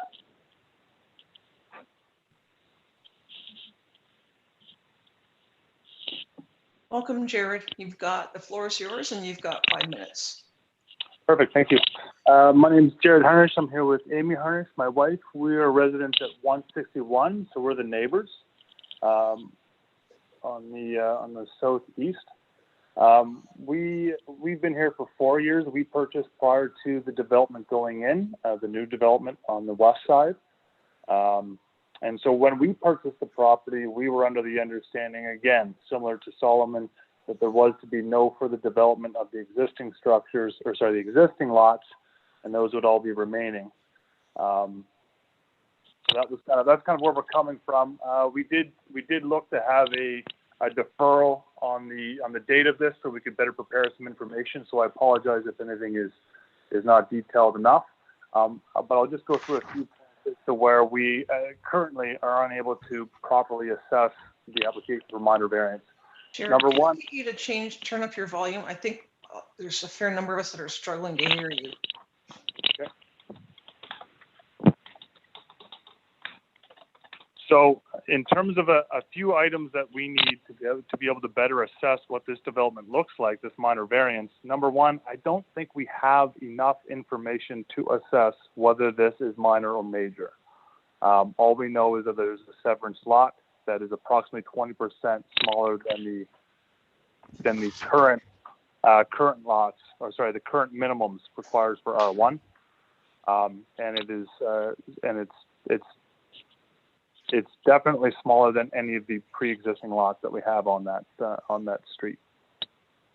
Number two is generally speaking, we believe that this lot should, if anything's going to happen, needs to be in line with the existing lots, the existing 1 acre lots that are here.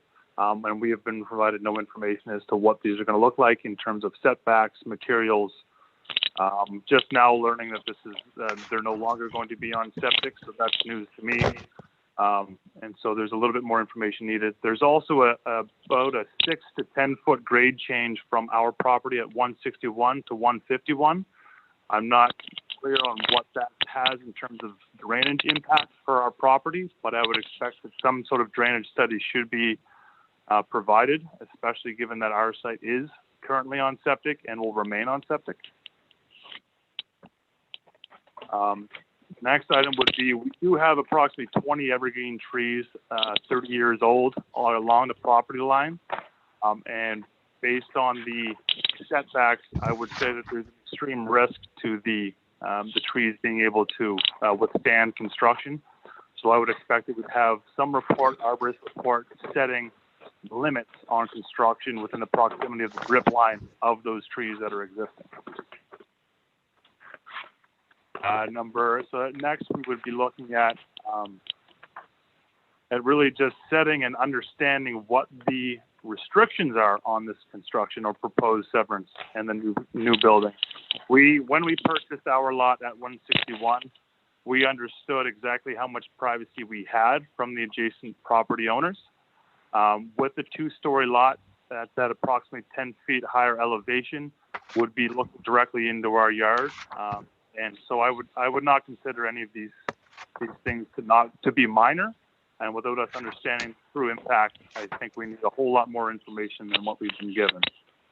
And again, I would question what we've been provided by Mr. Pigeon.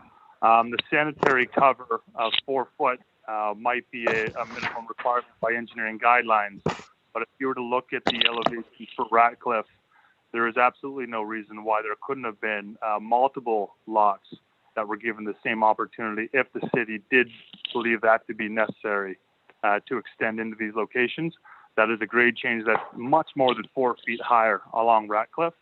You could have gotten 3 or more properties on the Ratcliffe side of things. So I don't believe we're getting the full story on whether or not that was the true intent. Okay, Jared, thanks very much. That's your 5 minutes. I have a question for you myself, and the committee may have some questions for you. You mentioned the trees. Are the trees on your property? Are they on the property line? They are on our property, but they are directly on the property line. They were within 3 to 4 feet of the property line, I believe. Okay, thanks for the clarity there. Does anyone else have any questions for Jared?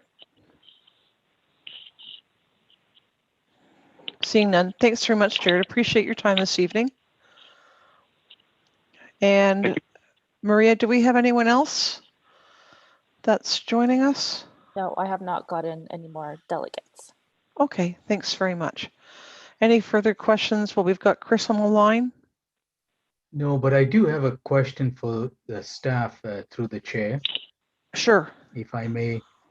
What's with the lot to the west of 151? It looks like it's not yet developed. The one on the corner, is that an undeveloped lot? Yeah, through you, Madam Chair. Not all of those lots have been developed, and also, I mean, our aerials, I believe, are from May of last year, or potentially, no, I think they're from May of last year, and so this aerial might not be up to date with what's actually as built. I do think it's still vacant when I did a drive-by. There are quite a few vacant lots. Okay.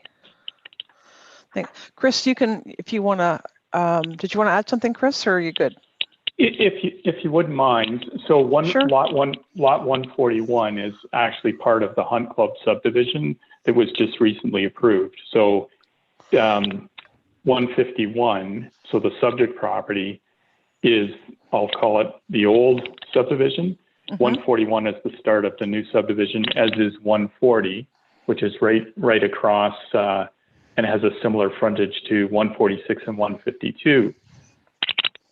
Okay. The second delegate, he had mentioned a few questions, and if there is a condition in the recommendation from staff that there has to be an engineering design done that includes grading and drainage, I can tell you by experience that no drainage impacts would be permitted from the new lot created on an adjacent property. City engineering, that's a standard requirement. If it makes the neighboring property owner comfortable, and if committee was so inclined, we would entertain an additional condition that there be an arborist report prepared to ensure the health of those existing trees on the mutual property line. Okay, thanks, Chris. Appreciate that. You're All welcome. right. Do we have a motion on the floor? And we'll start with, we're going to back this up because we're going to have to start with, I think, B1720, correct? Yep. Rach? Okay. Through the chair, I'd like to make a motion. Thank you. I would like to make a motion that we defer this application. When I look at the application, I'll reserve my comments. Let me just make the motion first. Thank you. Okay. So you are saying that for B1720, you are recommending a deferral? Yes, because they're really all interlinked. Yes. Yeah. I just want to all make sure. I tend to get off task, so I want to make sure. And do we have a seconder for Gerald's motion of deferral for B1720? Yes, through the chair, I'll second that. Okay, thanks. And let's hear the discussion on this for the deferral. Well, so when I look at this application, I think staff has done a very good job in laying out a whole bunch of conditions. I mean, there's 11 conditions for the severance, all of which are good, but it really doesn't tell us enough that to make it fair to the neighbors who purchased lots and built on them in good faith. We've got, the severed lot is going to be substantially smaller than the neighboring lots. And moreover, it requires a variance. It does not meet the 3,000 meter requirement. We don't have concept plans on what's going on. We just heard from Mr. Tutunjan that he intends to live there, that he's going to use materials that are, respectful of the neighborhood, etc. But I think we need some time to really look at all of that. So I would be in agreement with that, but I think we need to say exactly what we want to see on a deferral, and we need a time frame on a deferral, please. See, I learned, Rach. Can I make, through Madam Chair, can I make a comment as well? Sure. Just in keeping with Gerald's comments, I think it would be good for the committee to see some of that additional information, but I think with a deferral, what I would like to see is maybe an opportunity for the applicant to discuss more fulsomely with their neighbors what the plan is, so that they have a better understanding before we come back and deal with this again, so that they have a level of comfort. Through the chair, just to follow up with that, I am surprised that only 2 neighbors appear to have written down comments and spoken to us about this, and I'd be very curious about what the rest of that community feels on this application. Well, we only had the one that spoke tonight. I think we had 2 or 3 emails where they couldn't attend, but they wanted their thoughts known. Did you get those later? They were sent this morning. I got 2 emails, and I would have expected more. Okay. So that might say something in itself, but anyways, so all right, so we're looking at a deferral, and on B1720, we will give 60 days deferral. Sure, 60 days is reasonable. 60 days deferral, and we would like it to come back showing a rendering. Sure, a concept plan. Madam Chair, and some indication that they've actually had some conversation with their neighbors, because and feedback from their neighbors. Yeah, because I would like the neighbors to come back with an understanding of what's going on here. Okay. So that they're not asking the questions at the meeting. They should be coming here a little bit more informed, so that we don't have to play that role at this point. The other thing that I might mention as well is when this comes back, if Rachel could include, for a future note, an additional condition for the arborist's report. Please, thank you. Okay. We used to call it a tree saving plan. Do we not call it that anymore? Tree management plan. Thank you. Yeah. All right, so if I could have a vote on a deferral of B1720 for 60 days. A maximum of 60 days? Yep. Okay, thank you. We would then have a concept rendering. We would have a discussion with the neighbors and the homeowner, and a arborist / tree report. All in favor of that? I'll start with Catherine. In favor. Thank you. Dawn? Through the chair, I'm in favor. Thanks. Danette? Dear Madam Chair, I'm in favor. And Gerald? Through the chair, I'm in favor of the deferral. Thank you. So all in favor of a deferral for 60 days maximum. Rachel, did you need any further clarification on that? Nope. Thank you. All right, so now we're going to look at A6920. If I could have a motion for A6920, I think I'll know what it is, but let's hear it. Yeah, through the chair, I will move that A69, excuse me, A6920 be deferred. Okay, 60 days, same as before. Or 60 days, yes. Thank you. Maximum of 60 days. Any further notes on that deferral, or you're all right? Did we get a seconder? I'll second it, Madam Chair. Thank you, Gerald. Okay, so great discussion then. Any further notes other than 60-day max on the deferral? No. Okay, seeing none. If we could have a vote then on a deferral of A6920 with a maximum 60-day deferral in favor. Voting, please, Catherine. I'm in favor. Thank you, Dawn. Through the chair, I'm in favor. Thank you, Danette. Madam Chair, I'm in favor. And Gerald. Through the chair, I'm in favor of the motion. Great. Thanks very much, folks. Running up A70-20. If I could have a motion on the floor, please. Through Madam Chair, I'll put a motion on the floor to defer up to a maximum of 60 days. Wonderful. Thank you. If I could have a seconder. I'll second it. Thank you. Is there any discussion on this one? No. If I could have a vote all in favor, I'll start with Gerald. Through the chair, I'm in favor. Thank you, Danette. Through Madam Chair, I'm in favor. And Dawn. Through the chair, I'm in favor. And Catherine. Through the chair, I'm in favor. Thank you. Carried unanimously. And we're moving on. B19/20, which is 214 and 216 Union Street North. Yep. And Rachel's got it dialed up. Yeah, before I get started, I just wanted to note in the agenda that we had B1820 for 72 Blair Road, but the application has been withdrawn. So I just wanted thank you. to note that. Okay, so the subject application is for 214 to 216 Union Street, as you can see here. The subject property is zoned RM3 with a site-specific provision and permits multi-residential uses. So the site-specific provision was actually passed to permit an apartment building on the subject site. Obviously, that is not the development that ended up moving forward.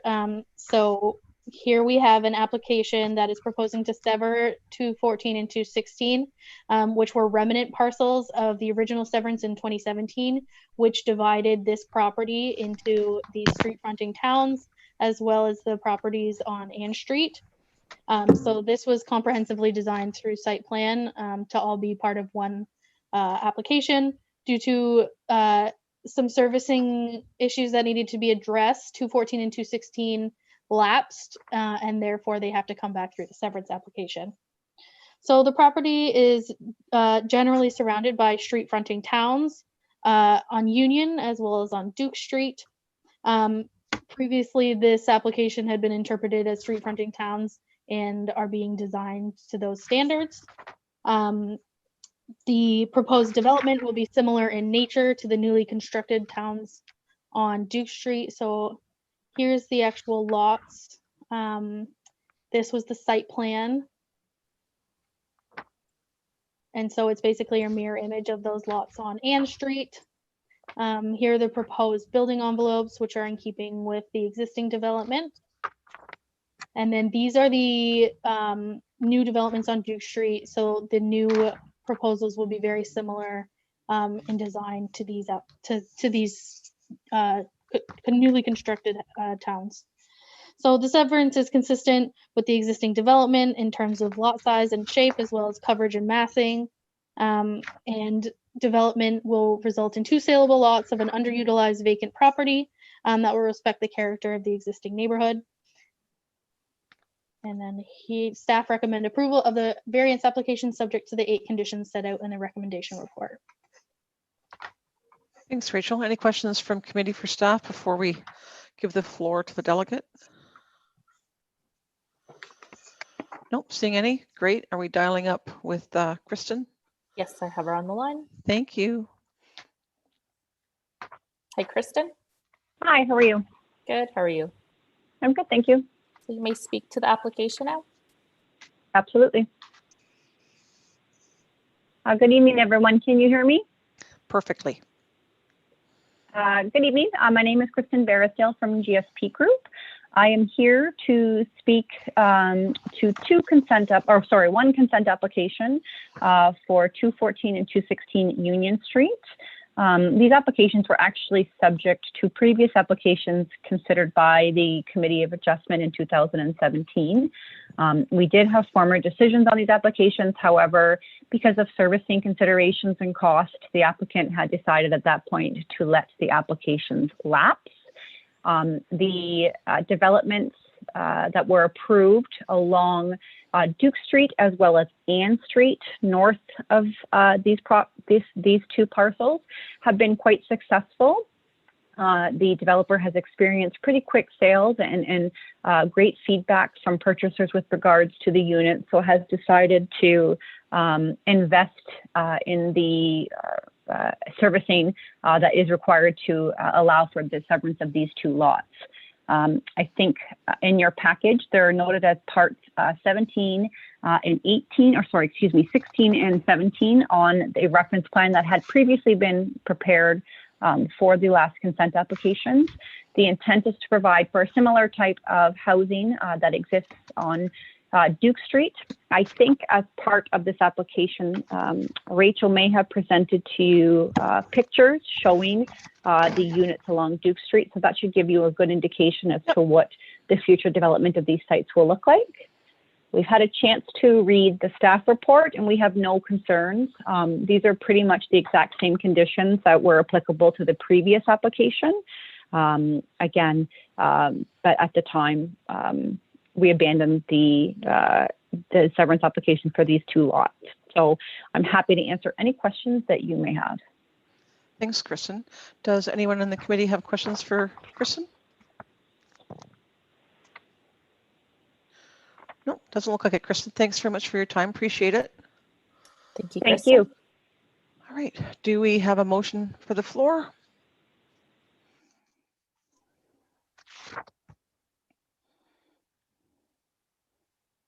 Madam Chair, I move that this application be approved Thank you. with the 8 conditions in the staff report. Right. Very good. A seconder, please. I'll second it. Thank you. That's Catherine. Yes. Any further discussion? Here, Madam Chair, just a question. The report actually has space for 9. Yes, that was an error in, Yeah. typo. Thank you for the catch. So it's Did 8 or it's 9? It's 8 conditions. Maria, did we have any delegates? I just wanted to make sure that we. Oh, sorry. No, we have not. Okay. I'm so sorry. That's okay. Just wanted to make sure before voting happened. You're good at this. All right. Any further discussions then? The motion is approval with the 8 conditions as set out in the report. All right, I'll ask for voting. All in favor, Catherine? I approve. Thank you. Dawn? Through the chair, I approve. Thanks. Danette? Madam Chair, in favor. Thank you very much. And Gerald? Through the chair, I'm in favor of the motion. Thank you very much. Unanimously passed. That concludes all of the actual, I'll go over here now. There we are. I think that's it. We just need is there further business, or do I ask for an adjournment for a mover No for further adjournment? business. No further business. Can I have a mover for adjournment? I'll move that we adjourn. Thank you. Seconder.